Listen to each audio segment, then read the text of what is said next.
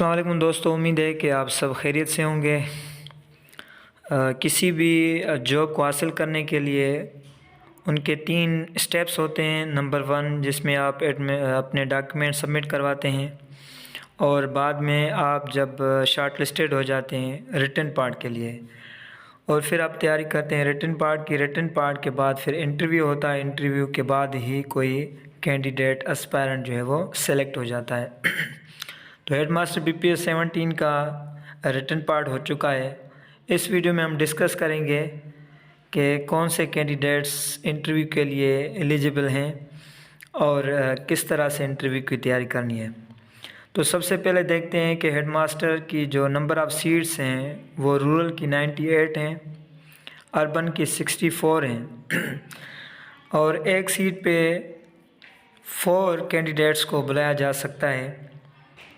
जिस तरह lecturer English में भी तकरीबन एक सीट पे 4 कैंडिडेट को कॉल की गई थी, तो इसमें भी जो है वो एक सीट पे 4 कैंडिडेट को शॉर्ट लिस्टेड इंटरव्यू के लिए किया जा सकता है। तो इस तरीके से रूरल के टोटल 392 कैंडिडेट्स बनते हैं जिनका नाम इंटरव्यू के लिए क्वालिफाइंग लिस्ट में आ सकता है। और रूरल के 256, क्योंकि उनके जो सीट्स हैं वो 64 हैं, तो एक सीट पे अगर 4 हों तो 256 कैंडिडेट शॉर्ट लिस्टेड हो सकते हैं फॉर इंटरव्यू के लिए। तो अब देखते हैं कि कौन से स्टूडेंट्स जो हैं वो क्वालिफ़ाई कर सकते हैं इंटरव्यू के लिए। उनके हम ज़रा मार्क्स को देखते हैं। अगर किसी कैंडिडेट्स ने 90+ मार्क्स लिए हैं तो उनके लिए तो 100% चांस है कि उनका नाम इंटरव्यू में शॉर्ट लिस्टेड हो जाएगा।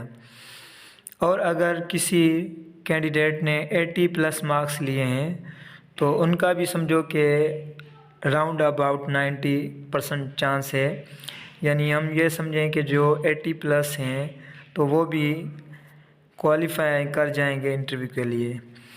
और अगर किसी कैंडिडेट के 70+ मार्क्स हैं तो उनका भी चांस 80% है। इट मीन्स कि वो भी क्वालिफाई कर सकता है।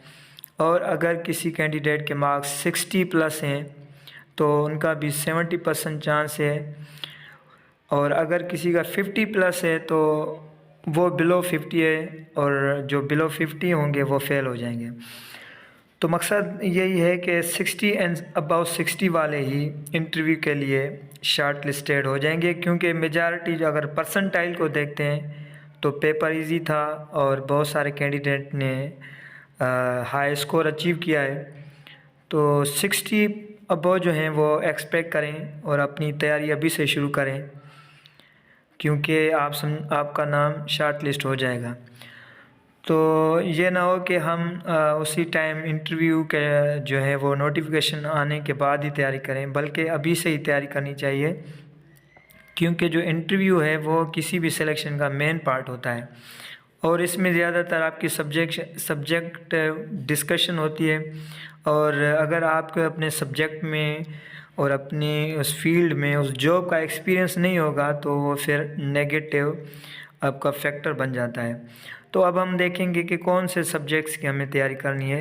सबसे पहले आता है यानी एडमिनिस्ट्रेशन और मैनेजमेंट एंड लीडरशिप, क्योंकि आपकी जो जॉब है वो एडमिनिस्ट्रेशन से रिलेटेड है, क्योंकि आप हेड मास्टर बनने वाले हैं।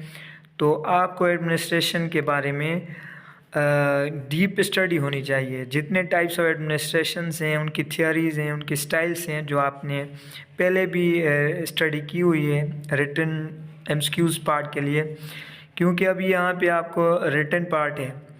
तो उसके बाद आगे एजुकेशनल साइकोलॉजी है। साइकोलॉजी की भी जितनी थियोरीज़ हैं वो सारी आपने याद करनी है। और जो साइकाट्रिस्ट हैं, एजुकेशनल साइकाट्रिस्ट, तो जैसे उनकी थियोरीज़ थी स्ट्रक्चरलिज्म, प्रैग्मेटिज्म, और एजुकेशनल फ़िलासफ़ी की स्टडी करनी है, curriculum, educational research, educational history, current and past, general knowledge की स्टडी करनी है, रिकॉर्ड्स एंड करेस्पॉन्डेंस को देखना है। यानी जो भी एडमिनिस्ट्रेशन से रिलेटेड जो रिकॉर्ड्स होते हैं और जो लेटरबाजी यानी जो करेस्पॉन्डेंस करते हैं, उनके सारी टाइप्स और उनकी डीप स्टडी करनी है। फिर आपके एजुकेशन बैकग्राउंड है, आपका फैमिली बैकग्राउंड, आपका current job experience, letters and application के बारे में, यानी ये सारे सब्जेक्ट की डीप स्टडी करेंगे तो तभी आप जो है अपने इंटरव्यू में अच्छा परफॉर्म कर सकते हैं। और अच्छा परफॉर्म करेंगे तो आपके ज़्यादा चांसेस होंगे कि आप फाइनल मेरिट लिस्ट में नाम सेलेक्ट हो जाएगा।